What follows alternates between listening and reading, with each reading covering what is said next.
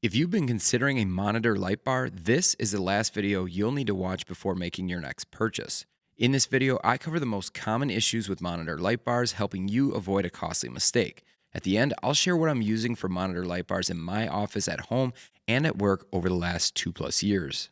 One of the comments that continues to pop up on some of my older videos about monitor light bars is, why buy a light to shine on your monitor? Now, I think this question shows just how many people don't quite understand what monitor light bars do and how they can help. Just to be clear, we do not add monitor light bars to our desk setups to intentionally shine light onto our monitor. It's actually meant to provide light on your desk's surface in front of the monitor. This helps you see better when doing different types of tasks, like writing, for example. For me, once you have a light bar, that added light source is really hard to go without. Regardless of the overhead lighting in the room or natural light outside, it never compares to how nicely lit that area is with a light bar. Without, it actually makes it feel like it's dark in that area. Monitor glare from light bars is a real concern. When I first looked to add a light bar to my desk setup, only one brand, BenQ, had a true solution to this problem with a proper asymmetrical light pattern created from the design of their light bars. The other brands, no matter how expensive, still had a lot of light bleed onto the monitor. Now, if you use a traditional desk lamp, this is a common problem as well, and can be more pronounced with monitors that have a glossy versus more matte surface. You can see with a simple white paper test that the BenQ still does a much better job with creating an asymmetrical light pattern. But new light bars have come out that will actually allow you to extend them out further away from the monitor to help reduce some of this glare as well. To date, I still have yet to find another product that's as good as BenQ products for monitor light glare. The reason I think is pretty simple. This is the only brand that has invested into a patented system designed to prevent it. Most recently, I've been seeing a lot of comments from people asking why not just put the light bar under the monitor. Their thought here is that this would easily solve the light glare issue and really focus the light where you need it. The problem with this is that because the light is so low, it creates an awkward shadowing and doesn't really spread naturally across your desk's surface. You'll notice it gets blocked by taller keyboards and doesn't create nearly as nice of an experience compared to a bar on the top of your monitor. The goal with the light bar is to have a direct focus area in the middle area of your surface while still providing a good light source for wider space outside that focus area. When the light is so low, it just cannot spread far at all.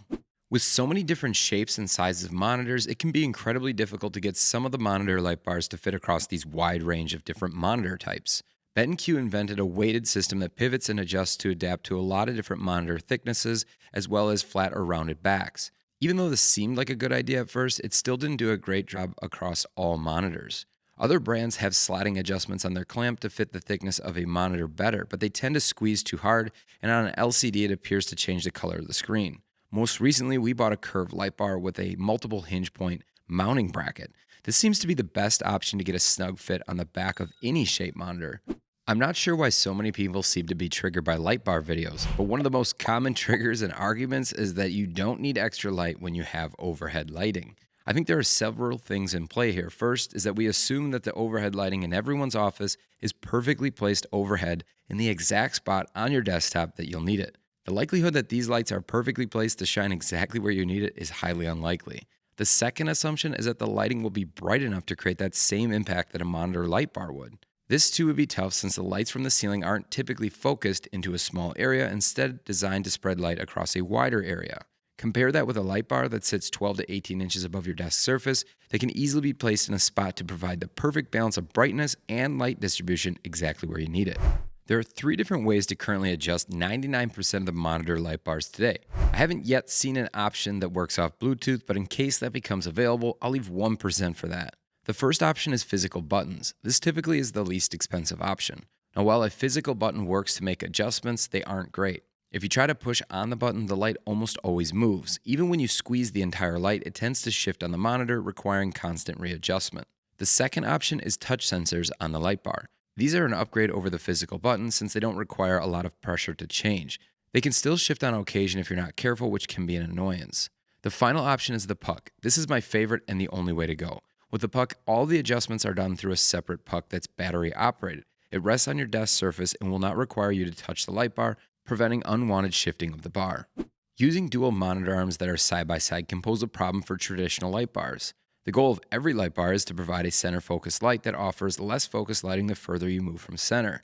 With dual monitors, you end up having to either position the light on the left or right of center, or position the light across the second monitor, creating an awkward glare. Light bar companies have found a solution for this with light bars that actually attach to longer posts that are mounted to your desk that arch over both monitors. Now, these are fairly significant and go against the more minimal design of a single light bar that attaches to your monitor. The other option is to use dual light bars, but again, the investment here would be double in those situations, so this might be overkill. I'm not sure why people continue to comment that all you need to do is add a light behind your monitor instead of on the front of your monitor.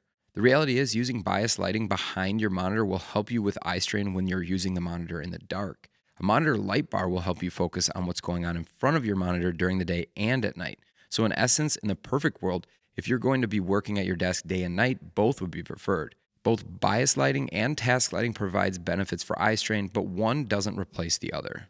So after using light bars now for more than 2 years, there's a clear-cut style and brand that I prefer to use. Without question, light bars with the wireless puck system are the best option, and BenQ is the only brand that I've used to actually prevent light bleed with an asymmetrical light pattern. The BenQ Halo model is my current favorite, but this one's expensive. If you can deal with some light bleed, Xiaomi is going to provide a much less expensive alternative. Thanks for watching.